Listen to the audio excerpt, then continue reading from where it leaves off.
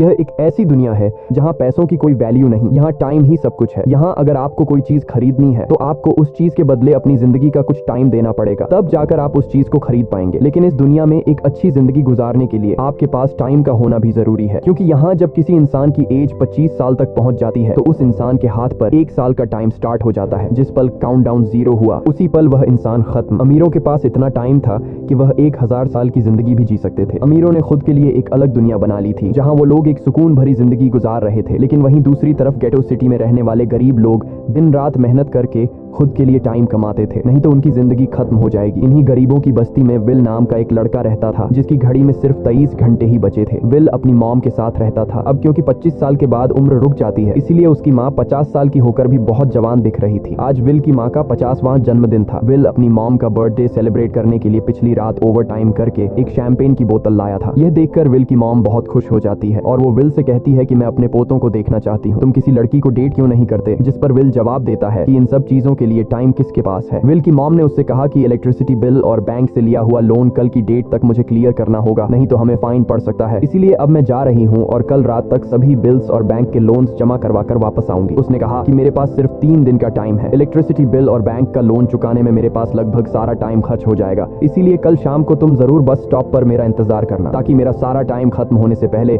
मैं तुमसे कुछ टाइम ले सकूं। इस पर विल ने कहा ठीक है, मैं टाइम पर पहुंच जाऊंगा। जाने से पहले विल की माँ विल के हाथ को छूकर उसकी बॉडी में 30 मिनट ट्रांसफर करती है ताकि विल अच्छा नाश्ता खरीद कर खा सके। इसके बाद दोनों अपने अपने काम पर निकल गए। रास्ते में विल के पास एक छोटी बच्ची आती है। वो विल को एक कैप्सूल देकर विल से उसका थोड़ा सा टाइम मांगती है। विल मुस्कुराते हुए उस छोटी बच्ची को कैप्सूल में अपनी जिंदगी का 5 मिनट का टाइम दे देता है और वह चली जाती है। यहाँ हमें पता चलता है कि यह लोग अपने टाइम को एक कैप्सूल में स्टोर भी कर सकते हैं, जिससे यह लोग कभी भी यूज और ट्रांसफर कर सकते हैं। इसके बाद विल काम के लिए फैक्ट्री पहुंच जाता है। काम शुरू करने से पहले वह कॉफी लेने जाता है, लेकिन वहां वह देखता है कि हर एक चीज का दाम डबल हो गया है। जहां पहले कॉफी 2 मिनट की मिलती थी, अब उसका प्राइस डबल होकर 4 मिनट हो चुका है। यहाँ पर कभी भी किसी चीज का भी दाम बढ़ा दिया जाता है बिना किसी अनाउंसमेंट के। ये बात विल को बहुत बुरी लगती है। मजबूरी में विल ने भी कॉफी के लिए अपनी जिंदगी के 4 मिनट पे किए और काम पर लग गया। दिन भर के काम के बाद रात के वक्त विल अपने दोस्त के साथ एक बार में जाता है। विल का दोस्त 1 नंबर का शराबी था। वह हर वक्त शराब के नशे में टली रहता। विल का दोस्त विल को इशारे में बताता है कि वह आदमी सबको फ्री में दारू पिला रहा है और उसके पास बहुत ज्यादा टाइम है। ये सुनकर विल ने जब उस आदमी की तरफ देखा तो उसे चारों तरफ से लड़कियों ने घेरा हुआ था। विल की जब उस आदमी की घड़ी पर नजर गई तो उस आदमी के पास 116 साल का टाइम था। ये देखकर विल समझ जाता है कि यह आदमी ग्रीनिच सिटी से है, क्योंकि गेटो सिटी में लोगों के पास ज्यादा से ज्यादा 2 दिन का टाइम होता है। विल उस आदमी के पास आया और उसे वार्न करने लगा कि यहाँ पर तुम्हें नहीं होना चाहिए था। यहाँ चोरों का खतरा है, ये लोग तुम्हें मारकर तुम्हारा टाइम चुरा लेंगे, इसलिए जल्दी से यहाँ से निकल जाओ। लेकिन वो आदमी विल की बातों को सीरियस नहीं लेता और उसे इग्नोर करके ड्रिंक करने लग जाता है। तभी उस बार में फोर्टिस नाम का एक गैंगस्टर अपने ग्रुप के साथ आया, जिसे देखकर सारे लोग बाहर निकल भागे। दरअसल यह शहर के सबसे बड़े गुंडे हैं जो लोगों से जबरदस्ती टाइम चुराते हैं। विल का दोस्त विल को पकड़कर ले जाने लगा, लेकिन विल ने जाने से इनकार कर दिया और वहां एक कोने में छिपकर सब कुछ देखने लगा। फोर्टिस उस अमीर आदमी से उसका सारा टाइम लूटने आया था। फोर्टिस उस अमीर आदमी को चैलेंज करता है कि चलो पंजा लड़ाते हैं और जो हारेगा वह अपना सारा टाइम जीतने वाले को दे देगा। ये टाइम फाइट आर्म रेसलिंग की तरह थी, जिसमें 2 लोगों को एक दूसरे की कलाई पकड़नी होती थी। जिस भी इंसान की कलाई नीचे होती थी उसका टाइम घटने लगता था और वो टाइम उस आदमी के हाथ में ट्रांसफर होने लगता था जिसकी कलाई ऊपर होती थी। इस तरह जीतने वाला इंसान सारा टाइम उस दूसरे आदमी से अपनी बॉडी में स्टोर करके उसे मार देता।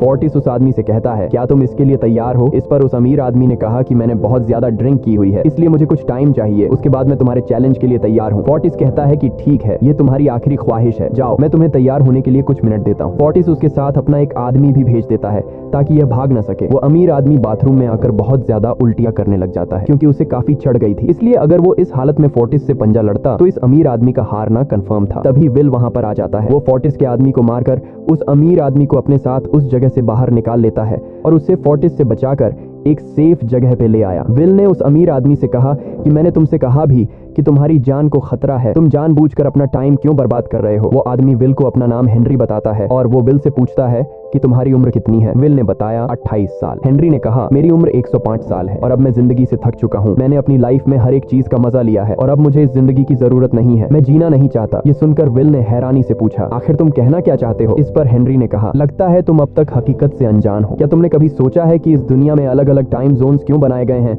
आखिर क्यों तुम्हारे टाइम जोन गेटो में किसी भी वक्त चीजों चीजों के दाम और टैक्स बढ़ा दिए जाते हैं। दरअसल महंगाई जानबूझकर बढ़ा दी जाती है ताकि गरीब लोग मरते रहें और उनकी मौत का फायदा ग्रीनविच टाइम जोन के अमीर लोगों को होता रहे। असल में ये सारा सिस्टम उन्हीं का बनाया हुआ है। जरा सोचो, वहाँ ग्रीनविच टाइम जोन में लोगों के पास जीने के लिए हजारों साल हैं, लेकिन यहाँ गेटो में तुम लोग हर रोज जीने के लिए मेहनत मजदूरी करते हो। ऐसा इसलिए है क्योंकि उन्होंने तुम्हें यह करने के लिए मजबूर किया है। वो लोग तुम लोगों को ज्यादा टाइम देना ही नहीं चाहते ताकि तुम लोग मजबूरी में उनके लिए काम करते रहो। वो लोग महंगाई बढ़ाकर तुम्हें ज्यादा से ज्यादा टाइम खर्च करने पर मजबूर करते हैं ताकि तुम्हारे टाइम से वो हमेशा की जिंदगी जी सकें। उन्होंने अपनी जिंदगी का हर एक दिन गरीबों की मौत से इकट्ठा किया है और मैं ऐसी जिंदगी बिल्कुल भी नहीं जीना चाहता जो किसी गरीब मजबूर इंसान की मौत से मिली हो। ये सब सुनकर विल समझ गया कि हेनरी बहुत ही नेक दिल इंसान है। हेनरी ने विल से आगे पूछा, अगर तुम्हारे पास मेरे जितना टाइम होता तो तुम क्या करते? विल ने मुस्कुराकर कहा कि सबसे पहले मैं बार बार टाइम को देखना छोड़ देता, क्योंकि उस वक्त भी विल के पास सिर्फ 18 घंटे होते हैं। वो सोने से पहले, सोने के बाद, खाना खाते टाइम हर वक्त अपनी घड़ी देखता रहता है, क्योंकि मुझे डर लगता है कि कहीं मेरा टाइम खत्म न हो जाए और मैं मर न जाऊं। विल कहता है कि मेरी मॉम घर संभालने के लिए बहुत ज्यादा मेहनत करती है। अगर मेरे पास तुम्हारी तरह इतना ज्यादा टाइम होता तो मैं अपनी मॉम के लिए ग्रीनविच सिटी में एक अच्छा घर खरीदता और हम दोनों वहाँ पर खुशी से जिंदगी गुजारते। इसके बाद विल ने हेनरी से कहा, आज रात हमें यहीं रुकना होगा, सुबह तक खतरा टल जाएगा, तब तुम वापस अपने घर लौट जाना। इसके बाद ये दोनों सो जाते हैं। सुबह उठकर हेनरी देखता है कि विल अभी भी सो रहा है। वो विल के पास आता है और उसके पास जितना भी टाइम होता है वो सारा का सारा विल को ट्रांसफर कर देता है और अपने पास कुछ ही मिनट बचाकर एक ब्रिज के ऊपर जाकर बैठ जाता है। विल जब नींद से जागा तो उसने देखा कि हेनरी वहां से जा चुका है।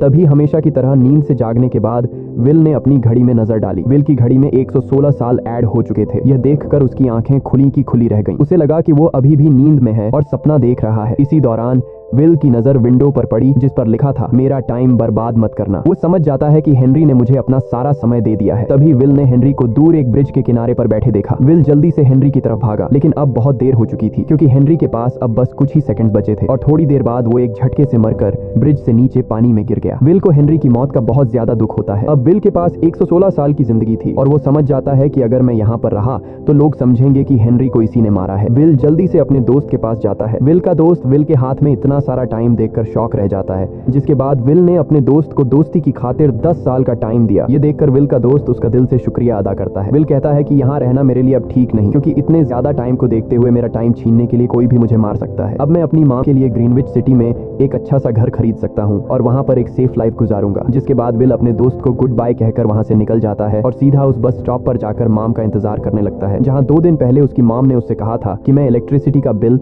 और बैंक का लोन चुकाकर इस बस स्टॉप पर पहुंचूंगी। दूसरी तरफ विल की मॉम सारे लोन और बिल्स भरने के बाद घर लौटने के लिए बस में चढ़ी, पर तभी उसे पता लगा कि एक ही दिन में बस की टिकट के दाम डबल हो गए थे। पहले जहां टिकट 1 घंटे में आती थी वहीं अब प्राइस 2 घंटे हो गया था। यह देखकर विल की मॉम बहुत ज्यादा परेशान हो जाती है क्योंकि विल की मॉम के पास सिर्फ 1.5 घंटा बचा था। विल की मॉम बस ड्राइवर से रिक्वेस्ट करती है कि अगले स्टॉप पर मेरा बेटा उसे बाकी का टाइम दे देगा, लेकिन बस ड्राइवर ने साफ इनकार कर दिया और कहा कि अगर टाइम नहीं है तो फिर पैदल चली जाओ। लेकिन विल की मॉम को पता था कि अगला बस स्टॉप बहुत दूर है, अगर वह पैदल भी जाती है तो उसे पहुंचने में 2 घंटे लगेंगे। उस वक्त बस में ढेर सारे पैसेंजर्स सवार थे। विल की मॉम ने उनसे भी रिक्वेस्ट की पर किसी ने भी उनकी मदद नहीं की। इतने में ही बस वहां से निकल गई। विल की मॉम रेचल के पास ज्यादा टाइम नहीं बचा था, इसलिए वह दौड़ती हुई पैदल घर की तरफ भागने लगी। दूसरी तरफ विल अपनी मॉम के लिए फूलों का गुलदस्ता लिए बस स्टॉप पर उनका इंतजार कर रहा था, क्योंकि आज उसे अपनी मॉम का बर्थडे सेलिब्रेट करना था। बस जब उस स्टॉप पर पहुंची तो कई सारे पैसेंजर्स उतर आए, पर उनमें से विल की मॉम नहीं थी। विल यह देखकर परेशान हो जाता है और उसे समझ आ गया कि जरूर उसकी मॉम मुसीबत में है। वह उसी वक्त अपनी मॉम की तलाश में भागा। उधर रेचल के पास अब कुछ ही मिनट बचे थे। वह रास्ते में आने वाली गाड़ियों और लोगों के घरों का दरवाजा पीट पीट कर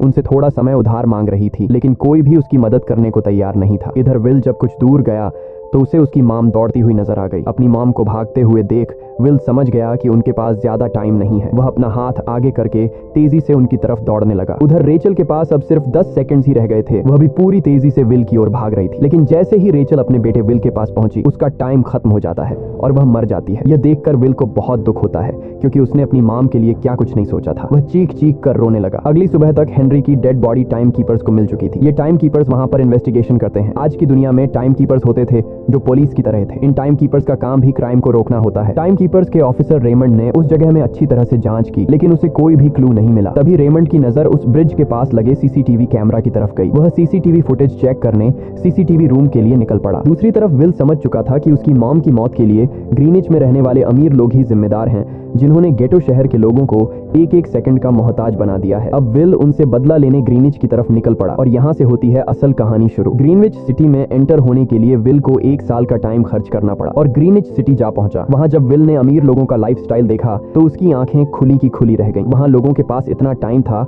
कि वो लोग मरने का नाम तक भूल गए थे। यहाँ पर अमीर लोग के बॉडीगार्ड के पास भी 100 साल से भी ज्यादा का टाइम था। ये देखकर विल गुस्से से लाल हो जाता है क्योंकि विल जिस शहर से आया था वहां पर लोगों के पास सिर्फ 24 घंटे की जिंदगी थी। विल वहां एक महंगे होटल में रुकता है। खाना खाते दौरान एक बहुत ही खूबसूरत लड़की विल को देखती है, जैसे उसे विल पसंद आ गया हो। दूसरी तरफ टाइम कीपर रेमंड हेनरी की मौत के वक्त का सीसीटीवी फुटेज चेक कर रहा था। तभी उसे फुटेज में विल दिखाई देता है। हालांकि कैमरा ने हेनरी को ब्रिज से गिरते हुए रिकॉर्ड नहीं किया था, लेकिन उस फुटेज में विल ब्रिज के पास खड़ा नजर आ रहा था, जिससे रेमंड को विल पर शक होने लगा। इसलिए रेमंड ने अपनी टीम को विल के बारे में जानकारी इकट्ठा करने को कहा। रिसर्च के दौरान टाइम कीपर्स को यह बात पता चल जाती है कि विल नाम का एक आदमी बहुत सारा टाइम खर्च करके ग्रीनविच सिटी में एंटर हो गया है, जिससे रेमंड को यह बात कंफर्म हो जाती है कि विल ने ही हेनरी को मारा है। रेमंड उसी वक्त अपनी टीम के साथ ग्रीनविच शहर की ओर रवाना हो गया। दूसरी ओर ग्रीनविच शहर में विल एक कैसीनो में आया, जहां कुछ अमीर लोग पोकर खेल रहे थे। विल भी उनके साथ बैठ जाता है। एक नए आदमी को देखकर ये लोग उस पर हंसने लगते हैं, लेकिन विल गैम्बलिंग में माहिर था।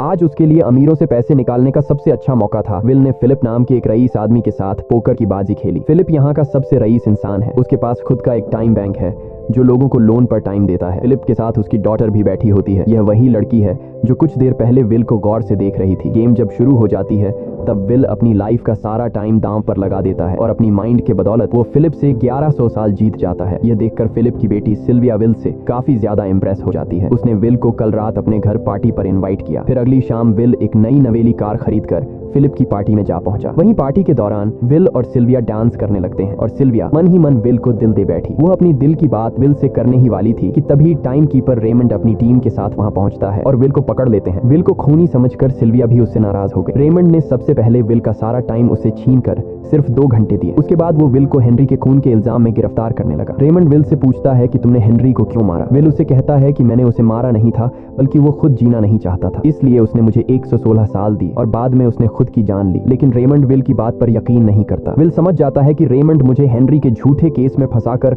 उम्र भर कैद के लिए मुझे जेल में डाल देगा, इसलिए वह मौका देखते ही रेमंड के आदमियों को मारकर खुद को आजाद कर लेता है और उनकी बंदूक लेकर सिल्विया को बंदी बना लिया। सिल्विया को ढाल बनाकर विल उसे साथ लेकर भाग निकला और रेमंड और उसके आदमियों को चकमा देता हुआ वापस गेटो शहर आ पहुंचा। इस दौरान विल के पास टाइम काफी कम बचा था। उसने सिल्विया से कुछ टाइम उधार मांगा, लेकिन सिल्विया ने उसे 1 सेकंड भी देने से इनकार कर दिया, क्योंकि वह भी उसे हेनरी का खूनी समझ रही थी। इसलिए वो और तेजी से गेटो शहर की तरफ कार दौड़ाता है ताकि वहां पहुंचकर किसी से टाइम उधार ले सके। जल्दबाजी में उसका ध्यान आगे सड़क पर बिछी कंटीली तारों पर नहीं पड़ता, जिससे टकराते ही विल की कार ब्रिज से नीचे गिर जाती है। इस एक्सीडेंट में विल और सिल्विया बेहोश हो गए। असल में रास्ते में वह कांटे फोर्टिस और उसकी गैंग ने बिछाए थे। फोर्टिस ने देखा कि सिल्विया के पास 10 साल का टाइम था। वो सिल्विया का सारा टाइम चुरा कर वहां से निकल जाते हैं। इतने में ही विल और सिल्विया को होश आया। सिल्विया ने जब अपने हाथ की तरफ देखा तो वो परेशान हुई, क्योंकि उसके पास सिर्फ 30 मिनट ही बचे थे और विल के पास भी कुछ मिनट ही बचे थे। पर फिर भी उसने सिल्विया को अपने कुछ मिनट दिए, जिससे इन दोनों का टाइम बराबर हो गया। इसके बाद विल सिल्विया को लेकर जल्दी से अपने दोस्त के घर जाता है,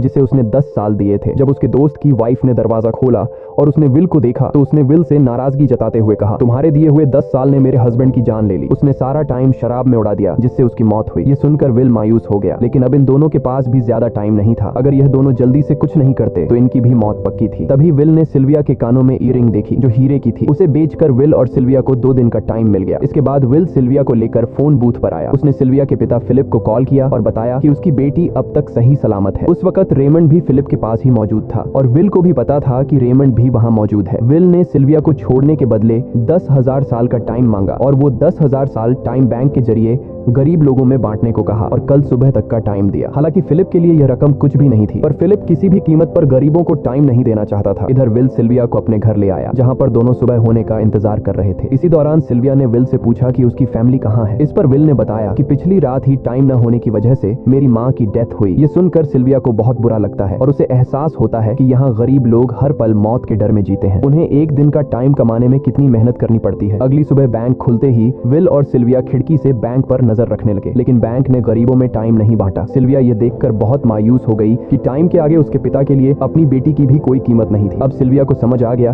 कि उसके पिता सिर्फ बिजनेसमैन नहीं है, बल्कि वो इस सिस्टम के हेड हैं। वो गरीब लोगों की मौत से अपनी जिंदगी के साल जमा करते हैं। सिल्विया को यूं मायूस देखकर विल ने उसे वापस घर भेजने का फैसला किया। वो उसे फोन बूथ पे ले आया और अपने पिता को कॉल करके अपने लिए मदद बुलाने को कहा। इस दौरान विल सिल्विया को वेपन भी दे देता है ताकि वो खुद की हिफाजत कर सके। इधर सिल्विया फोन पर अपने पिता से बात कर रही थी कि तभी टाइम कीपर रेमंड चुपके से वहां आ पहुंचा और विल पर गन तान दी। रेमंड विल पर गोली चलाने ही वाला था कि तभी सिल्विया ने रेमंड को देख लिया और घबराहट में रेमंड पर गोली चला दी। ये देख विल घबरा कर रेमंड के पास आया। हालांकि वो गोली रेमंड के हाथ को छूकर निकल गई थी। रेमंड के हाथ से बहुत खून निकल रहा था। विल ने रेमंड की घड़ी देखी। रेमंड के पास सिर्फ 2 घंटे बचे थे। दरअसल टाइम कीपर्स को भी सैलरी के तौर पर हर रोज 1 दिन का ही टाइम मिलता था। विल समझ गया कि जब तक रेमंड के पास उसके टीम वाले पहुंचेंगे तब तक रेमंड का ज्यादा खून बहने की वजह से उसकी मौत हो गई होगी। इसलिए विल रेमंड को 2 घंटे का टाइम देते हुए रेमंड की कार को लेकर वहां से निकल गया। रेमंड को गोली मारकर अब सिल्विया भी क्राइम लिस्ट में आ चुकी थी। हालांकि विल ने सिल्विया से कहा कि वो अभी इन सब से निकल सकती है, लेकिन ग्रीनिच में सिल्विया की जिंदगी पिंजरे में कैद पंछी की तरह थी। उसके पिता फिलिप ने उस पर बहुत सारी पाबंदियां लगा दी थी, पर यहाँ आकर उसे आजादी का एहसास हो रहा था क्योंकि यहाँ वो अपनी मर्जी की मालिक थी और सिल्विया समझ जाती है कि यहाँ पर लोगों के साथ गलत हो रहा है। अब वह भी गरीबों को उनका हक दिलाने में विल के साथ थी। विल और सिल्विया ने मिलकर अमीरों को लूटना शुरू कर दिया। सिल्विया जो कि ग्रीनिच सिटी के चप्पे चप्पे से वाकिफ थी, इसलिए इन दोनों ने प्लान बनाया कि वो ग्रीनिच सिटी में बैंक से टाइम कैप्सूल चुराएंगे और उनको गरीबों में बांट देंगे। सिल्विया ने सबसे पहले अपने पिता फिलिप के कई सारे बैंक्स में डाका डाला क्योंकि फिलिप ने गरीबों की मौत से वह सारा टाइम इकट्ठा किया था। इन दोनों ने तिजोरी से सभी टाइम कैप्सूल एक बैग में पैक करके वहां से निकल गए और उन्हें गरीबों में बांटने लगे। इतनी बड़ी चोरी करने के बाद अब सरकार भी इन दोनों से तंग आ चुका था। इसीलिए सरकार ने इन दोनों के सर पर 10 साल का टाइम इनाम रख दिया। ये खबर सुनते ही गैंगस्टर फोर्टिस अब इन दोनों को कुत्ते की तरह ढूंढने लगा। लेकिन विल और सिल्विया हर रोज अपना ठिकाना बदलते रहते थे जिससे वो किसी के हाथ नहीं आते थे। ये दोनों एक होटल में छुपे हुए थे। इनके पास टाइम की कमी तो थी नहीं, इसलिए उन्होंने पूरे होटल को ही बुक कर लिया था। फोर्टिस इन दोनों की तलाश में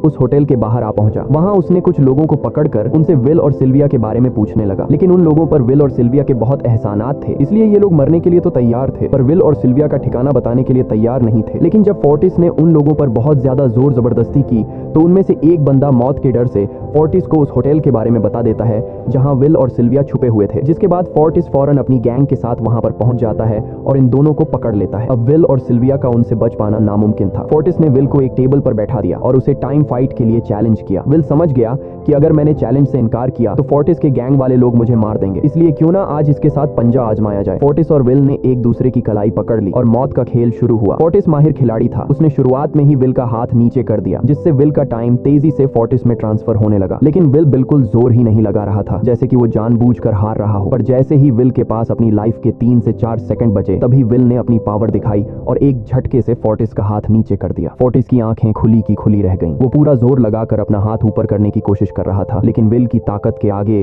वो ढीला पड़ चुका था। ये देख फोर्टिस के आदमियों का ध्यान फोर्टिस की घड़ी पर अटक गया। अब उनका बॉस मरने वाला था। इतने में ही मौका पाकर विल ने अपने जूते से गन निकाली और पलक झपकते ही फोर्टिस के सारे आदमियों को शूट कर दिया, क्योंकि अगर वो ऐसा नहीं करता तो वो लोग उसे मार देते। इसी के साथ फोर्टिस का टाइम 0 हो गया और वह भी मारा गया। विल और सिल्विया जल्दी से वहां से भाग निकले। इसी दौरान उन्होंने देखा कि अमीरों ने सारा खेल पलट दिया था। विल और सिल्विया ने गरीबों में जितना भी टाइम बांटा था उसकी वैल्यू अब कुछ भी नहीं रही थी, क्योंकि अमीरों ने महंगाई के दर को कई गुना बढ़ा दिया था। यह देख विल हारा हुआ महसूस करने लगा और उसे लगा कि मैं कभी भी इन गरीबों को उनका हक नहीं दिला सकूंगा। उसने सिल्विया से कहा कि अब सब खत्म हो चुका है। अगर वो लोगों में 1000 साल भी बांट दें तो अमीर लोग महंगाई को और ज्यादा बढ़ा देंगे, जिससे लोगों की हालत कभी नहीं सुधर पाएगी। सिल्विया ने कहा कि कोई तो रास्ता होगा। इस पर विल ने कहा कि हमें लाखों साल चुराकर इन लोगों को देने होंगे, तब जाकर हम लोग महंगाई को कंट्रोल कर सकते हैं। हालांकि यह इतना आसान नहीं था, पर सिल्विया ने इसके लिए एक प्लान सोच रखा था। अगली ही सुबह जब फिलिप अपने बॉडीगार्ड्स के साथ ऑफिस पहुंचा, तभी सिल्विया वहां आई और उसने अपने पिता से कहा कि वो सरेंडर करना चाहती है। तब सारे गार्ड्स ने सिल्विया पर गन तान दी, लेकिन तभी वहां पीछे से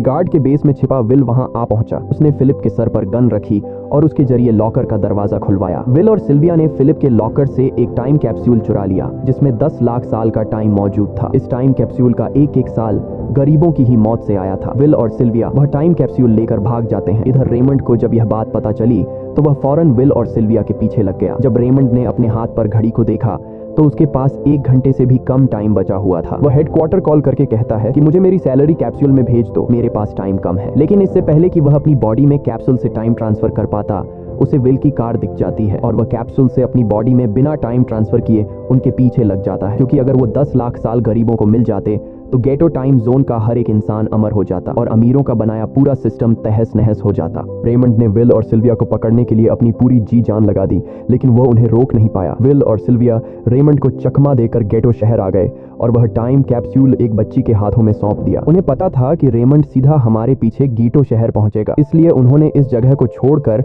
एक सुनसान जगह पर चले गए। उधर उन्होंने गीटो शहर के लोगों में लाखों साल बांटकर उन्हें अमर कर दिया था, लेकिन खुद इन दोनों के पास बहुत ही कम टाइम बच जाता है। बदकिस्मती से उसी पल रेमंड ने उन्हें पकड़ लिया। रेमंड ने विल को धमकी देते हुए कहा, अगर तुम्हें अपनी जान प्यारी है तो चुराया हुआ सारा टाइम वापस कर दो। तब विल ने उसे अपनी घड़ी का समय दिखाया। विल और सिल्विया के पास कुछ ही मिनट बचे थे। विल ने रेमंड से कहा, कहीं तुम भूल तो नहीं गए? याद है जब तुम मरने वाले थे तो मैंने तुम्हें कुछ टाइम उधार दिया था। टाइम तो तुम्हें मुझे वापस करना चाहिए। यह सुनकर रेमंड को याद आया कि विल और सिल्विया को पकड़ने की जल्दी में उसने अपने टाइम पर ध्यान ही नहीं दिया। जब उसने अपनी घड़ी पर नजर डाली तो उसके पास सिर्फ 5 सेकंड ही बचे थे, जो देखते ही देखते 0 हो गए और रेमंड मारा गया। विल और सिल्विया रेमंड से तो बच गए थे, पर इन दोनों के पास भी अब सिर्फ एक मिनट ही बचा था। ऊपर से उस सुनसान इलाके में उनकी मदद करने वाला भी अब कोई नहीं था। उन्हें अपनी मौत साफ नजर आ रही थी। इन दोनों ने मायूस होकर एक दूसरे को गले लगाया और तभी विल को रेमंड की कार नजर आई। विल फौरन कार की तरफ भागा और वहां पहुंचकर उसने रेमंड की सैलरी का टाइम अपनी घड़ी में ट्रांसफर कर दिया। इसके बाद वह सिल्विया को भी टाइम देने उसकी ओर भागने लगा। सिल्विया भी तेजी से विल की ओर दौड़ रही थी। सिल्विया के पास कुछ ही सेकंड्स बचे हुए थे। यह बिल्कुल उसी तरह का पल था जिस तरह से विल ने अपनी मॉम को खोया था। विल ने अपनी मॉम को तो खो दिया था, पर सिल्विया को नहीं खोना चाहता था। विल सिल्विया के बिल्कुल करीब ही था, पर तभी सिल्विया विल की बाहों में गिर पड़ी। लकीली विल ने सही वक्त पर सिल्विया का हाथ थाम लिया था, जिससे उसकी जान बच गई। विल और सिल्विया की बदौलत अब डेटन शहर के सारे लोग अमर हो चुके थे। अब उन्हें एक घंटे कमाने के लिए फैक्ट्रीज में काम करने की जरूरत नहीं थी। वह सभी अपने सपनों को पूरा करने ग्रीनिच शहर की ओर निकल पड़े, जिससे अमीरों का बनाया सारा सिस्टम फेल हो गया। वहीं इसी के साथ यह कहानी खत्म हो जाती है। अगर आपको वीडियो अच्छी लगी हो तो हमारे चैनल को सब्सक्राइब और वीडियो को लाइक जरूर कीजिएगा।